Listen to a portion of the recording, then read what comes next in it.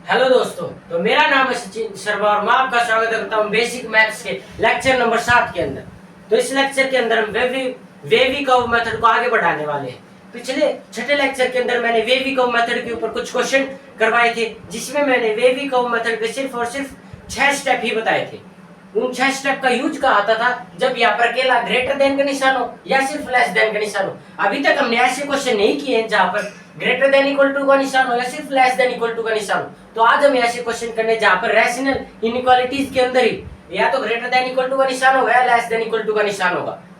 तो आज हम इसी वेवी कर्व मेथड के 7 स्टेप को पढ़ने वाले। शुरू के 6 स्टेप तो इन दोनों क्वेश्चन में सेम रहने वाले हैं और जो 7वां स्टेप है उसको मैं डिस्कस करूंगा अभी। तो आइए क्वेश्चन नंबर 1 करते हैं।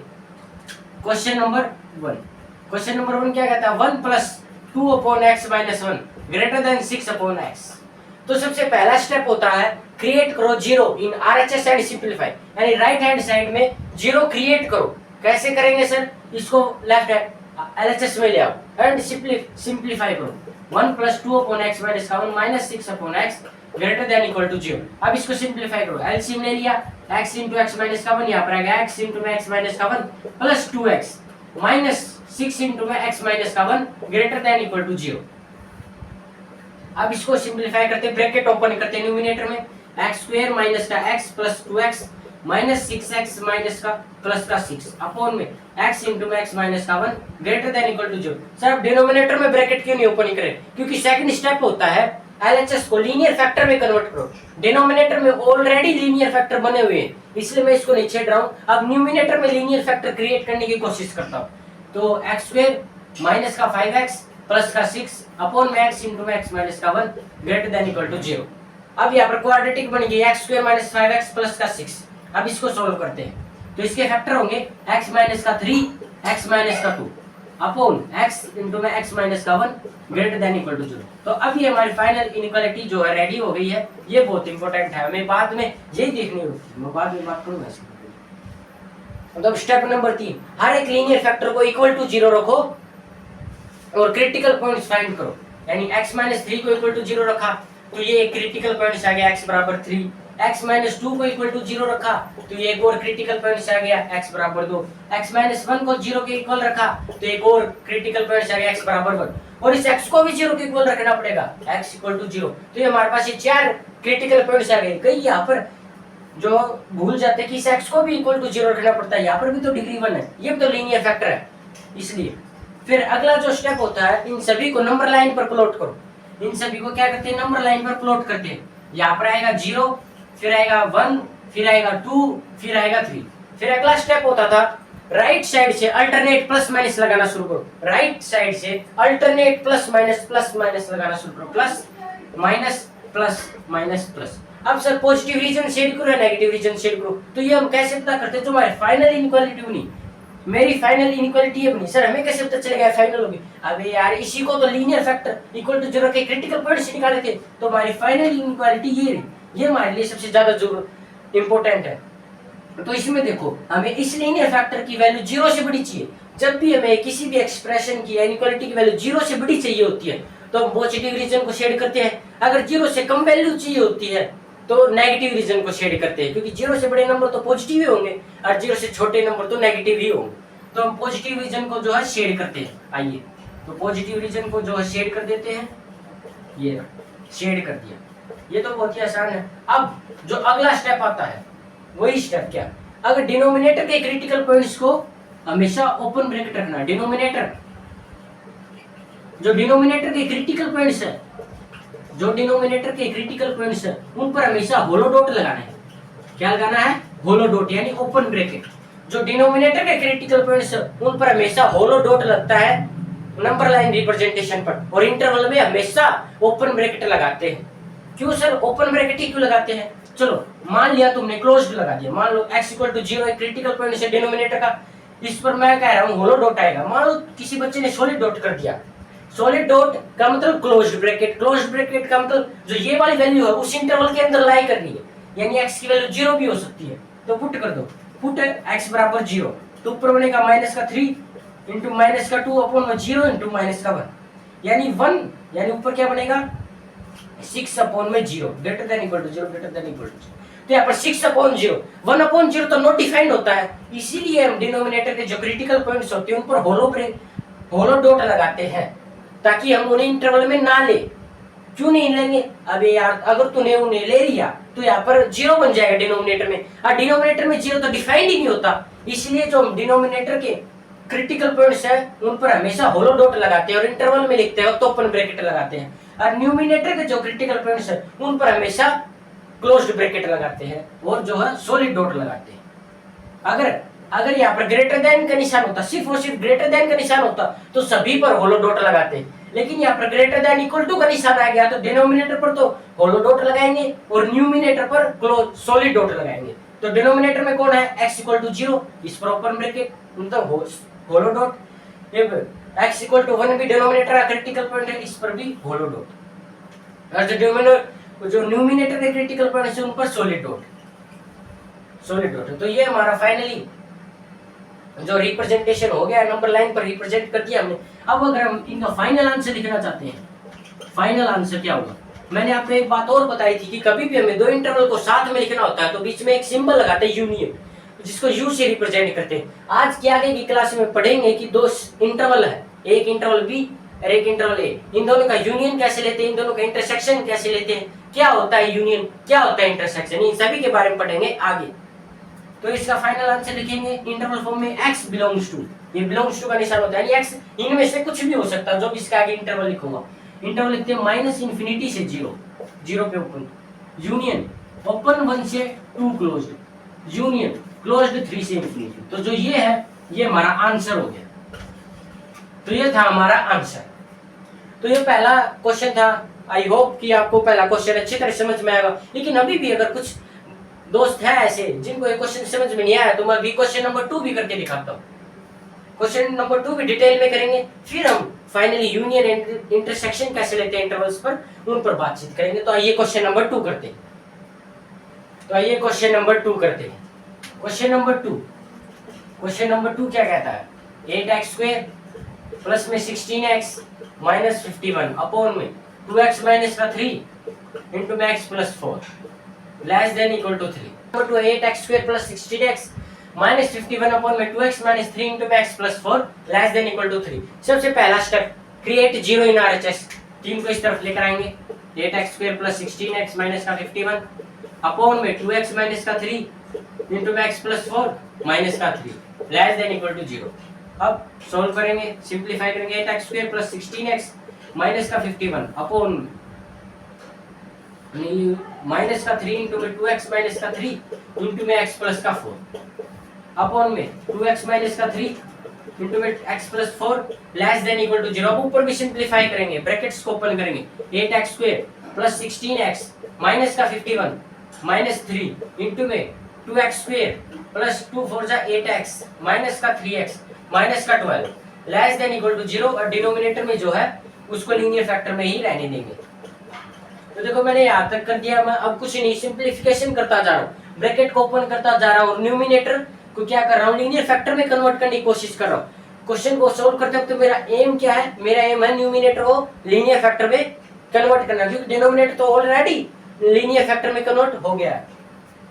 8x² प्लस में 16x माइनस का 51 और माइनस 3 ने डायरेक्ट करते 2x², तो 3 2 जा 6x², तो 8x minus 3x 5x into minus 3 minus का 15x और माइनस 12 और माइनस 3 प्लस का 36 अपॉन 2x माइनस का 3 इंटू में x plus 4 less than equal to 0। तो यहाँ पर क्या आ जाएगा, 8x² minus 6x² 2x² plus 16x minus 15x plus का x माइनस 51 प्लस का 36 कितना आएगा, 4 15 माइनस का 15। देख सकते हो आप, एकदम सही है ना, कोई गलती तो नहीं है? हाँ एकदम सही।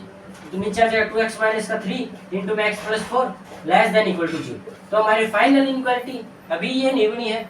देखो अभी इतना सोल्व हो गया, मैं यहाँ पर इसको मिटा रहा हूँ और यहाँ पर कर रहा हूँ सोल्व, यहाँ पर जो इसको रब कर देता हूँ और यहाँ पर जो है इसके आगे का जो क्वेश्चन सोल्व करता हूँ। अभी हमारे पास ये क्वाड्रेटिक बन चुकी है, 2x² प्लस x माइनस का 15 तो इसके लीनियर फैक्टर में कन्वर्ट करते हैं। 2x स्क्वायर क्या आएगा, प्लस का 6x माइनस का 5x माइनस का 15, देख लो आप, 2 30 30 आ जाएगा, 30 आ जाएगा आराम से। और अपॉन में आ जाएगा 2x माइनस का 3 इंटू में x plus 4 less than equal to 0।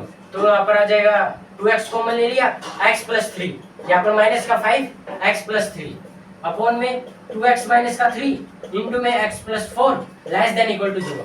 जो जैसे ये क्वेश्चन देख सकते हो कितना लेंथी हो चुका है, तो ऐसे क्वेश्चन लाइन आना बिल्कुल पॉसिबल है, लेकिन आपको इतनी ज्यादा प्रैक्टिस करनी है ना कि आप सीधा इस स्टेप के बाद ये स्टेप लिख सको, ये स्टेप के बाद सीधा ये स्टेप लिख सको। अभी तो मैं आपको हर एक स्टेप खोल कर दिखा रहा हूँ, वरना अगर मुझे एग्जाम में सोल्व करना होता तो मैं ऐसे सोल्व नहीं करता, खटाखट इस स्टेप के बाद सीधा ये स्टेप लिखता, और इस स्टेप के बाद सीधा ये स्टेप लिखता, इस स्टेप के बाद सीधा ये लिखता। इसलिए अभी आपको मैं एक एक स्टेप करके दिखा रहा हूँ, आपको भी अभी शुरुआत में एक एक स्टेप करके देखने, अभी स्टेप स्किप नहीं करने। जब आप थोड़ा अच्छे हो जाओ, जल्दी जल्दी क्वेश्चन सोल्व करने लग जाओ, जब थोड़े जो स्टेप है स्किप कर सकते हो, अभी प्रैक्टिस कर जाओ। अब यहाँ से कॉमन ले लिया 2x माइनस का 5 इंटू में x प्लस 3 अपॉन में 2x माइनस का 3 इंटू में x plus 4 less than equal to 0। अब हमारी ये फाइनल इनइक्वालिटी जो है बन चुकी है। अब अगला स्टेप जो हमारा, हर एक लीनियर फैक्टर को इक्वल टू 0 रखो और क्रिटिकल पॉइंट्स फाइंड करो। तो 2x माइनस 5 को मैंने इक्वल टू 0 रखा, तो यहाँ से x की वैल्यू आ गई 5/2। x प्लस 3 को इक्वल टू 0 रखा, तो x की वैल्यू आ गई माइनस का 3। और 2x माइनस 3 को इक्वल टू 0 रखा, तो x की वैल्यू आ गई 3/2। और x प्लस 4 को इक्वल टू 0 रखा, तो x की वैल्यू आ गई माइनस का 4। तो हमारे पास ये 4 क्रिटिकल पॉइंट्स आ चुके हैं। अब इन्हें नंबर लाइन पर प्लॉट करते हैं। तो मैं इस वाले क्वेश्चन को जो पहले किया था इसको रब कर देता हूं, क्योंकि ये तो आपको समझ में आ ही गया होगा। इसमें तो सिर्फ और सिर्फ मैंने सिंप्लीफिकेशंस की है, तो इसको रब करता हूँ। तो हमारे पास ये 4 क्या क्या पॉइंट आए थे उसको लिखता हूँ। माइनस का 4, माइनस का 3, थोड़ा दूर लिखता हूँ, माइनस का 4 यहाँ पर आ जाएगा, माइनस का 3 यहाँ पर, इनमें से ये आएगा फिर 3/2, यहाँ पर आएगा 5/2। अगला स्टेप अल्टरनेट प्लस माइनस लिखना शुरू करो, राइट साइड से plus minus plus minus plus. ये जो डिनोमिनेटर के क्रिटिकल पॉइंट्स होते हैं ना, हमेशा उन पे गोला बना दिया करो। यहाँ पे मैं क्या करता था, ऐसे आगे बहुत सारे क्रिटिकल पॉइंट्स हो जाएंगे, इसलिए कंफ्यूजन ना हो। जो डिनोमिनेटर का क्रिटिकल पॉइंट्स है उन पर सर्कल गोला कर मार लो। जैसे डिनोमिनेटर का इस पे सर्कल कर दिया, ये डिनोमिनेटर का इस पे सर्कल कर दिया, ताकि आपको याद हो जाए कि जब मैं इनके ऊपर जो होलो डॉट या सॉलिड डॉट लगाऊंगा तो इनके ऊपर होलो डॉट ही आएगी। अब इसकी वैल्यू 0 से कम है, 0 से कम है तो नेगेटिव रीजन को शेड करो, नेगेटिव रीजन को शेड कर दिया। अब आपको याद रह जाएगी कि इन पे मैंने गोला किया था, ये डिनोमिनेटर के क्रिटिकल पॉइंट्स है, और डिनोमिनेटर के क्रिटिकल पॉइंट्स पर तो हमेशा होलो डॉट आता है, तो इन पर होलो डॉट लगा देंगे और बाकी जो बचे उन पर सॉलिड डॉट लगा देंगे। ये ऐसे आप याद रख सकते हो। ऐसा कुछ है नहीं कि आपको गोली लगाने, बस मैं तो ऐसे समझता था ताकि ज्यादा कंफ्यूजन क्रिएट ना हो। अभी तो 4 क्रिटिकल पॉइंट्स आ गए, 6 भी आएंगे, 7 भी आएंगे। तो अब इसको जो है इंटरवल फॉर्म में लिख देते हैं, x बिलोंग्स टू ओपन -4 से क्लोज्ड -3 यूनियन ओपन 3/2 से क्लोज्ड 5/2। या इसी आंसर को आप इस तरीके से भी लिख सकते हो, x बिलोंग टू ओपन 3/2 से क्लोज्ड 5/2 यूनियन ओपन -4 से क्लोज्ड -3। दोनों ही जो आंसर आपके बिल्कुल सही है। आप किसी भी इंटरवल को आगे, किसी भी इंटरवल को पीछे लिख सकते हो, ये आपका जो है गलत नहीं माना जाएगा। अब हम बात करते हैं यूनियन क्या होता है, इंटरसेक्शन क्या होता है। यूनियन को रिप्रेजेंट करते हैं इस सिंबल से, और इंटरसेक्शन को रिप्रेजेंट करते हैं इसके उल्टे, इस सिंबल से, उल्टा यू से। यूनियन का मतलब होता है और, या तो ये या तो ये। इसका मतलब होता है एंड यानी कॉमन। दोनों में कॉमन क्या है, ये दोनों जो हम डिटेल्ड में कब पढ़ेंगे, डिटेल्ड इन नेक्स्ट चैप्टर। जो हमारा नेक्स्ट चैप्टर होगा सेट्स, उसके अंदर इन दोनों को बहुत ही ज्यादा डिटेल में बताऊंगा कि यूनियन क्या होता है, इंटरसेक्शन का। तभी मैं आपको एक हल्का सा ओवरव्यू दे रहा हूँ कि यूनियन को रिप्रेजेंट करते हैं यूसिस का मतलब और, या तो ये या तो ये। अभी मैं एग्जांपल ही बताऊंगा। इंटरसेक्शन को उल्टा यू से रिप्रेजेंट करते, इसका होता है एंड, यानी कॉमन क्या है। एग्जांपल के लिए मैंने एक सेट ले लिया 1 2 3, एक सेट है मेरा, सेट ए, एक सेट है मेरा बी। ये सेट होते हैं भी, आगे इसके चैप्टर, आगे अगले चैप्टर के अंदर बात करेंगे, लेकिन थोड़ा थोड़ा हल्का हल्का यूज हो सकता है इस चैप्टर में, तो कोई ज्यादा परेशानी वाली बात नहीं है। 1 2 3 4 5 6 ये भी है। अब कोई पूछे ए और बी का इंटरसेक्शन क्या होगा, यानी ए सेट में और बी सेट में कॉमन कौन कौन है, कॉमन कौन कौन है, एक इसमें भी है, इसमें भी है, दो इसमें भी है, तीन इसमें भी है। तो इन दोनों का जो इंटरसेक्शन होगा, ए इंटरसेक्शन बी, एक दो तीन होगा।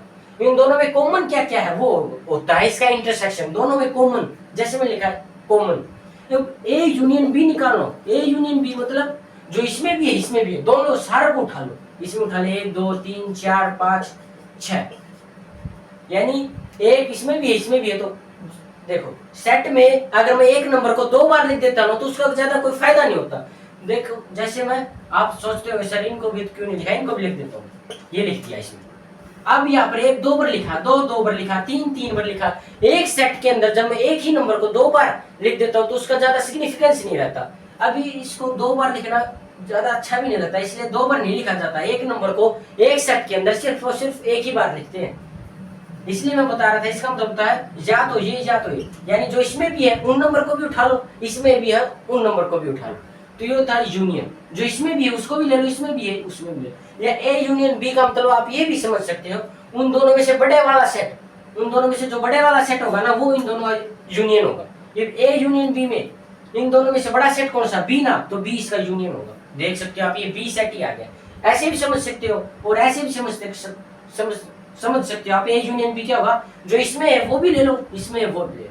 और एक नंबर को 2 बार लिखने का कोई ज्यादा महत्व होता नहीं, एक नंबर को एक ही बार लिखते हैं सेट के अंदर। अब हम बात करते हैं सर इसका वेवी कर्व या इनसे क्या लेना देना है, तो ये क्वेश्चन कराता हूं मैं, उसी के थ्रू समझाता हूँ। आप करते हैं क्वेश्चन नंबर 1, 2 इंटरवल लेता हूँ, करते हैं क्वेश्चन नंबर 1। तो क्वेश्चन नंबर 1 क्या, जिसमें मैंने एक इंटरवल को लिख लिया ए इंटरवल, -∞ से क्लोज्ड -3 यूनियन क्लोज्ड 0 से क्लोज्ड 5, और बी जो इंटरवल है वो ले लिया क्लोज्ड -5 से -1 पर क्लोज्ड यूनियन क्लोज्ड 1 से ओपन इंफिनिटी। अब हम ऐसे इंटरवल के बारे में बात करने वाले जहाँ पर क्लोज्ड लगा हुआ, सिर्फ और सिर्फ जो क्लोज्ड ब्रैकेट ही आपको दिखाई देगा। तो कोई कहेगा इन्फिनिटी पर क्लोज्ड क्यों, यार इन्फिनिटी पर तो ओपन ही ब्रैकेट होता है, तीसरे लेक्चर से बात बताता आ रहा हूँ। अब हमें ए इंटरसेक्शन भी निकालना, तो कैसे निकालते, इसमें बहुत ही बेसिक सा तरीका है। इसको नंबर लाइन पर रिप्रेजेंट करो, नंबर लाइन पर रिप्रेजेंट किया, -3 यहाँ आएगा, 0 यहाँ आएगा और 5 यहाँ आएगा, ठीक है।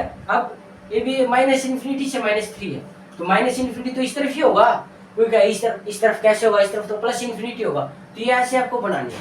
अब यहाँ पर अल्टरनेट प्लस माइनस थोड़ी ना लिखना है, यहाँ पर तो मैं दे रखा है इंटरवल, तो ये 0 से 5 हो जाएगा। ये बात समझ में आई, ये 0 से 5 और -∞ से -3। अब सिमेट्रिकली, अब सिमेट्री से ही यहाँ पर इसके नीचे ड्रॉ करो। यहाँ पर ये ए इंटरवल के लिए है, ये ए इंटरवल के जो मतलब जो ए सेट के इंटरवल थे उनको नंबर लाइन पर रिप्रेजेंट कर दिया। यहाँ पर जो बी सेट के अंदर इंटरवल लिखे उनको यहाँ पर रिप्रेजेंट करो, इस नंबर लाइन के नीचे। सेम इसके नीचे ही करना, अगर यहाँ पर -3 तो इसके नीचे हमें मानना कि यहाँ पर भी -3 होगा, सिमेट्रिकली चलना है। अगर यहाँ पर -3 है, इसका भी यहाँ पर -3 होगा, इसका यहाँ पर 0 तो इसका भी यहाँ पर 0 होगा, ऐसे मानकर चलना। तो यहाँ पर -5 है, -5 का होगा यहाँ पर होगा, यहाँ पर होगा, तो यहाँ पर होगा। तो -1 का होगा यहाँ पर, तो इन दोनों को मिला दो। और क्लोज्ड है तो सॉलिड डॉट लगा, और 1 का होगा 1 यहाँ होगा, और 1 से इंफिनिटी ऐसे। तो ऐसे आपको बनाना है। अब इनमें देखना कॉमन कौन सा पार्ट है। देखो इस -3 से ये सारा पार्ट है सारा, तो ये वाला है इसमें, और ये वाला कॉमन हो जाएगा। अब हमें देखना इन दोनों में से कॉमन पार्ट कौन सा। सर ये दोनों कॉमन नहीं है क्या, अब ये वाला पार्ट इसके पास तो है लेकिन इसके पास नहीं है। अब यहाँ पर 1 से लेकर 5 से दोनों के पास कॉमन है, देखो इसको शेड कर दिया। अब हमें कॉमन एरिया ढूंढना। देखो ये वाला कॉमन, और कोई कॉमन एरिया दिख रहा है सर, ये वाला इसके पास तो है लेकिन इसके पास नहीं है, ये वाला इसके पास तो बहुत आगे है लेकिन इसके पास तो आगे है ही नहीं। तो ये कॉमन एरिया देखना होता है। जो हमारा फाइनल आंसर होगा वो नीचे लिख देता हूँ। फाइनल आंसर जो होगा, इनका कॉमन एरिया क्या था, हमें लिखना है x नहीं, ये था ना। तो ए इंटरसेक्शन बी हमारा क्या आ गया, ए इंटरसेक्शन बी क्या आ गया, क्लोज्ड -5 से क्लोज्ड -3 यूनियन क्लोज्ड 1 से क्लोज्ड 5। ये जो हमारा इंटरसेक्शन आ गया, ऐसे करने होते हैं। मैं आपको एक क्वेश्चन और करके दिखाता हूँ। पहले जो इंटरवल दे रखा उसका बना लो नंबर लाइन रिप्रेजेंटेशन, फिर दूसरे वाले का। क्या सर जरूरी है ए का ऊपर ही बनाना, नहीं कोई जरूरी नहीं है। बी सेट के इंटरवल का नंबर लाइन रिप्रेजेंटेशन पहले बना लो, ए का उसके नीचे बना लो, लेकिन सिमेट्रिकली बनाना है, सिमेट्रिकली। यहाँ पर -3 है तो यहाँ पर भी -3 है, जूम करके बनाना है। सर कोई बोलते -5 तो मैं यहाँ पर लूंगा, अबे यहाँ पर कैसे लेगा, अरे यहाँ पर -3 तो यहाँ पर भी हमें -3 मानना है, तो यहाँ पर तो -2 -1 0 आएगा, तो -5 यहाँ पर लेना है, इसके अकॉर्डिंग ही बनाना है ग्राफ, मतलब ग्राफ नहीं ये इंटरवल। अब क्वेश्चन नंबर 2 करते हैं, क्वेश्चन और कराता हूँ जिससे आपको ज्यादा क्लैरिटी हो, फिर अगले क्वेश्चन के बारे में बात, और आगे जो इसके ऊपर थोड़े एडवांस लेवल के क्वेश्चन जो हम अगले लेक्चर के अंदर देखेंगे। तो अभी मैं कराता हूँ क्वेश्चन नंबर 2। नंबर 2 में ए में एक इंटरवल है, बी सेट में एक इंटरवल। आइए इन दोनों को नंबर लाइन पर रिप्रेजेंट करते हैं। पहले ए वाले को -4 यहाँ पर होगा, -4 से इंफिनिटी क्लोज्ड, यहाँ पर 0 यहाँ पर मान लिया, 5 यहाँ पर मान लिया, इन दोनों पर क्लोज्ड। अगला 6 से इंफिनिटी मान लिया। ये देखो आपको समझ में आएगा, मैंने हर एक इंटरवल को पकड़ा, उसको नंबर लाइन पर रिप्रेजेंट करता चला जा रहा हूँ, बस अभी नहीं शेड कर रहा हूँ। ये भी यहाँ पर उसको कर दिया दूसरे वाले को सेम, -4 यहाँ पर है तो -5 यहाँ पर होगा, माइनस का हाफ का होगा, 0 के राइट में होगा या लेफ्ट में होगा, 0 के राइट में होगा, माइनस का हाफ यहाँ पर हो गया। अब 3 यहाँ पर हो गया और 7 जो यहाँ पर हो गया, 7 यहाँ पर हो गया, इन दोनों को मिला दिया, इन दोनों को मिला दिया। इस पे सॉलिड डॉट है, इस पे भी सॉलिड है, इस पे भी सॉलिड है और इस पे भी सॉलिड है। और 8 से 10 होगा यहाँ से, 8 से 10 इसमें भी सॉलिड है, इस पे भी सॉलिड है। अब कॉमन देखो ये वाला कॉमन है इन दोनों में, ये वाला रीजन जो है ए में भी आ रहा है, बी में भी आ रहा है, तो इसको शेड कर दिया। जो कॉमन रीजन उसको पकड़ता जा रहा और शेड करता जा रहा। यहाँ पर भी ये 3 वाला है, 3 से 5 वाला, ये दोनों में आप भी देख सकते हो, ये वाला रीजन भी दोनों में है। और क्या ये वाला है क्या, 6 से 7 वाले के बीच का भी तो रीजन है। हाँ सर ये भी रीजन है, और 8 से 10 के बीच में का भी तो है। सर ये ऊपर तो नहीं दिख रहा। अबे भाई ये ऐसे एरो बना देना, 6 के आगे के सारे नंबर इसके अंदर, 6 से इन्फिनिटी के बीच में जितने भी नंबर है ना, सारे इस सेट के अंदर आ रहे हैं। अब मैं इसको फाइनल आंसर लिख देता हूँ इंटरवल फॉर्म में, ए इंटरसेक्शन बी लिख देता हूँ। क्या आएगा, क्लोज्ड -5 से -4 क्लोज्ड यूनियन, क्लोज्ड 3 से क्लोज्ड 5 यूनियन, क्लोज्ड 6 से क्लोज्ड 7 यूनियन, क्लोज्ड 8 से 10। तो ये हमारा फाइनल आंसर हो जाता है। तो आज के लेक्चर में हमने वेवी कर्व मेथड का 7 स्टेप क्या होता है वो किया है, और यूनियन एंड इंटरसेक्शन कैसे निकालते हैं। अगर आपको यूनियन एंड इंटरसेक्शन निकालने में थोड़ी प्रॉब्लम आ रही हो तो थोड़ी प्रॉब्लम आना जाहिर सी बात भी, क्योंकि पहली बार कर रहे हैं यार यूनियन इंटरसेक्शन निकालना, तो थोड़ी प्रॉब्लम तो आनी देखो नॉर्मल बात ही है। जैसे जैसे आप थोड़ी प्रैक्टिस करोगे आपको और आसानी होती चले जाएगी। वरना अगले लेक्चर के अंदर हम लेक्चर 8 के अंदर हम यूनियन एंड इंटरसेक्शन के बारे में थोड़े और एडवांस से सवाल करवाएंगे। इसके ऊपर 2 से 3 सवाल और करवाएंगे, जहाँ पर ओपन ब्रैकेट दिखेगा या भी यहाँ पर कोई ओपन ब्रैकेट नहीं दिख रहा ना, वहाँ पर ओपन भी होगा क्लोज्ड भी होगा, उनके बारे में बात करेंगे। अगर आपको कोई भी डाउट है तो कमेंट में जरूर बताना, और बाकी आपको लेक्चर कैसा लगा ये जरूर कमेंट में बताना। और मिलते हैं लेक्चर नंबर 8 के अंदर, तब तक के लिए थैंक्स।